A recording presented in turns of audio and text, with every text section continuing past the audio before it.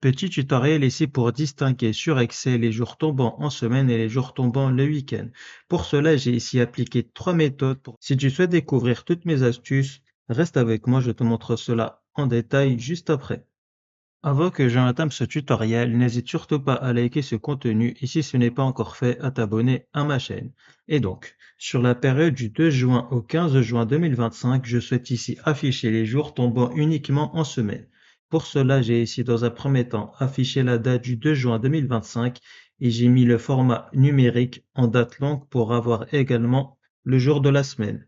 Et pour ici donc afficher tous les jours de la période du 2 juin 2025 au 15 juin 2025, en excluant le week-end, je vais cliquer et glisser.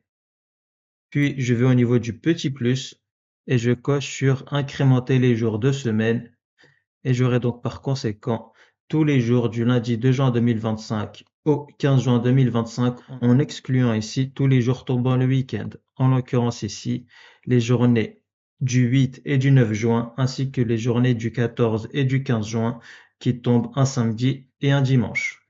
Sur cette méthode, je vais ici afficher tous les jours de la semaine, sauf que je vais appliquer une mise en surbrillance sur tous les jours tombant le week-end. Je vais pour cela ici dans un premier temps afficher tous les jours de la période du 2 juin au 15 juin 2025. Donc je n'aurai plus ici qu'à cliquer et glisser. Et j'aurai donc par conséquent tous les jours du 2 au 15 juin 2025. Je vais donc ensuite appliquer une mise en surbrillance sur tous les jours tombant le samedi et le dimanche. Et je vais pour cela aller ici dans mise en forme conditionnelle, gérer les règles, nouvelles règles. Et je vais utiliser une formule pour déterminer pour quelle cellule le format sera appliqué.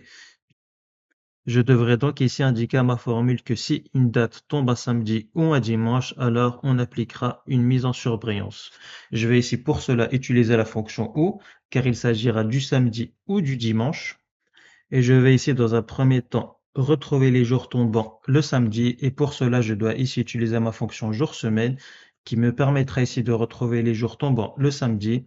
Le premier argument ici au niveau de ma fonction jour-semaine, donc jour SEM, ça va être ici la première cellule au niveau de mon tableau qui se situe donc en cellule D5. Je vais donc ici mettre D5 au niveau du premier argument, point virgule. Et comme ici je veux faire référence au lundi comme étant le jour 1 et le dimanche comme étant le jour 7, je vais ici mettre le code 2 qui fera référence au code que je souhaite. Et donc, si le jour de la semaine tombe un samedi, alors ça sera le sixième jour de la semaine. Alors, je fais est égal à 6, point virgule. Et là, je me retrouve au second argument de ma fonction OU.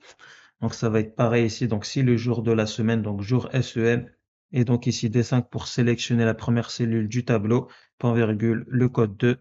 Et donc, si le jour de la semaine tombe à dimanche, alors ça sera le septième jour de la semaine, alors égal à 7. Et je vais donc ici refermer ma fonction OU. Et dans ce cas de figure, si je tombe sur mon tableau un samedi ou un dimanche, j'appliquerai une mise en surbrillance de couleur grise. Donc, je vais aller dans Format, puis dans Remplissage, et je vais ici sélectionner ce gris clair. Puis, je vais aller au niveau de la police et je vais appliquer un effet barré. Je fais OK et OK. Et j'aurai donc ici mise en surbrillance tous les jours tombant le samedi et le dimanche via la fonction jour SEM. Petite parenthèse avant de passer à la troisième méthode, j'ai réalisé une formation intitulée Formation Express Excel qui te permettra d'atteindre un niveau avancé sur Excel en quelques semaines. Si tu souhaites donc rejoindre ma formation Express Excel et définitivement passer un cap dans ta maîtrise d'Excel, tu n'auras plus qu'à cliquer sur le lien en description. Et également, si tu apprécies ce genre de tutoriel, écris-moi en commentaire week-end et je veillerai à réaliser d'autres tutoriels de ce format. Et enfin ici, troisième méthode, je vais ici afficher tous les jours tombant uniquement en semaine, mais en utilisant ici une fonction comparée à la méthode 1.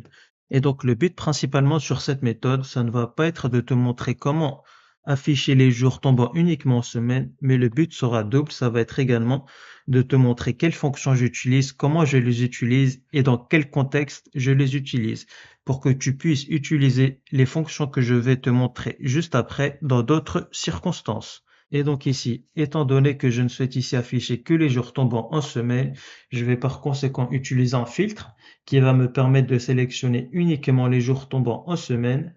Pour ici afficher les dates sur une certaine période, je vais ici donc utiliser ma fonction séquence que j'imbrique donc à ma fonction filtre qui va me permettre ici d'afficher dans un premier temps le nombre de dates correspondant à la période du 2 au 15 juin 2025. Et pour donc ici retrouver le nombre de lignes qu'il me faudra pour la période du 2 au 15 juin, je vais ici dans un premier temps indiquer la date. Et pour avoir le nombre de lignes exact, ça va être ici la date du 15 juin moins la date du 2 juin plus un jour. Et ça va donc être ici 2025 pour l'année. Le mois de juin, donc le mois 6. Et point virgule, le jour, ça va être ici le 15 juin. Je ferme la parenthèse pour refermer ma fonction date sur lequel je vais soustraire donc à la date du 2 juin. Je vais donc ici réutiliser ma fonction date. Donc ça va être 2025, point virgule.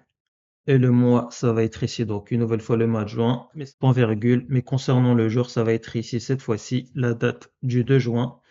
Je vais donc mettre au niveau du jour le deuxième jour du mois de juin. Puis je ferme la parenthèse et je rajoute plus 1 pour avoir le nombre de dates exactes sur cette période. Point virgule. Comme je souhaite ici une seule colonne, donc je mets 1. Point virgule.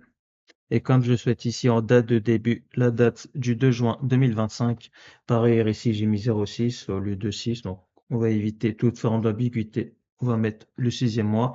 Et donc ici la date de début pour le troisième argument de ma fonction séquence, ça va être ici donc la date du 2 juin. Donc je réutilise ma fonction date pour mettre 2025, point virgule, le mois de juin, donc le sixième mois, point virgule, et le 2 juin, donc le deuxième jour du mois de juin. Puis je ferme la parenthèse pour refermer ma fonction date et je referme la parenthèse pour refermer ma fonction séquence.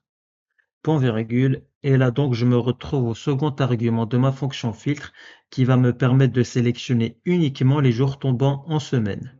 Et je vais ici donc utiliser une nouvelle fois ma fonction jour-semaine qui va me permettre de sélectionner uniquement les jours tombant en semaine. Et je vais donc ici filtrer les jours de la semaine à partir de la période du 2 au 15 juin 2025. Et je vais pour cela reprendre la période du 2 au 15 juin que j'ai ici indiqué au niveau de ma fonction séquence. Je vais donc ici sélectionner toute la première partie de la formule sans la fonction filtre, bien évidemment. Donc CTRL-C et CTRL-V. Et donc là, je vais ici refermer ma fonction séquence qui va me permettre de bien filtrer à partir de la période du 2 au 15 juin 2025, point virgule. Et donc là, je vais sélectionner le code 2 comme ce que j'avais fait pour la mise en forme conditionnelle. Et donc, comme tu peux le voir ici, de lundi à dimanche. Puis, je ferme la parenthèse pour refermer ma fonction jour SEM. Et donc, comme je souhaite ici filtrer à partir des jours tombants uniquement en semaine, c'est-à-dire que je vais inclure uniquement les jours tombants du 1er au 5e jour de la semaine. Et par conséquent, tous les jours de la semaine devront être strictement inférieurs au 6e jour. Et je vais donc ici mettre inférieur à 6. Puis, je mets un point virgule. Je me retrouve au troisième argument de ma fonction filtre. Donc, si vide un résultat vide, je ferme la parenthèse pour refermer ma fonction filtre et je valide. Et j'aurai donc ici toutes les dates du 2 au 13 juin 2025 et j'ai comme convenu exclu tous les jours tombants le week-end à partir de ma fonction filtre.